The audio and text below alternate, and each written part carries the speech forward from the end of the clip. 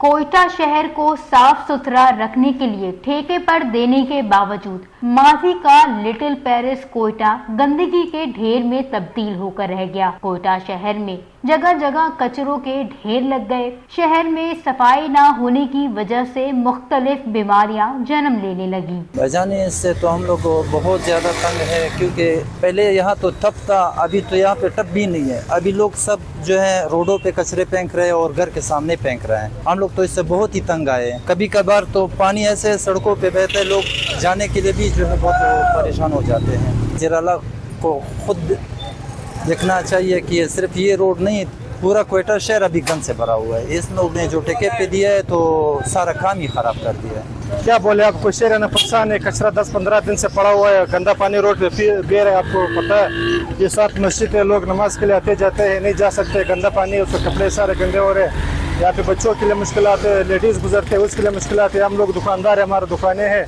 Customer नहीं आ रहे, काम नहीं हो रहे। इस शहर में परेशान है, कचरा पड़ा हुआ है। हम लोग इधर इसको फोन करते हैं, बोलते हैं अभी आ रहे, कल आ रहे, नहीं आ रहे। जब हम लोग एहतजाज पे मजबूर है, क्या करें। वजीर आला और एडमिनिस्ट्रेटर से हमारी ये अपील है कि वो आके पे सफाई का खुद जायजा ले ले। आप खुद देख लो, कचरा पड़ा हुआ है, तो गंदे स्मेल आ रहे, गंदे बू आ रहे, ऐसी बीमारी फैलते हैं। शहरियों का मजीद कहना था कि सफाई और सुथराई के लिए हंगामी बुनियादों पर इकदाम किए जाएं। उन्होंने हुकूमत वक्त से नोटिस लेने और जिम्मेदारों के खिलाफ कार्रवाई करने का मुतालबा भी किया है।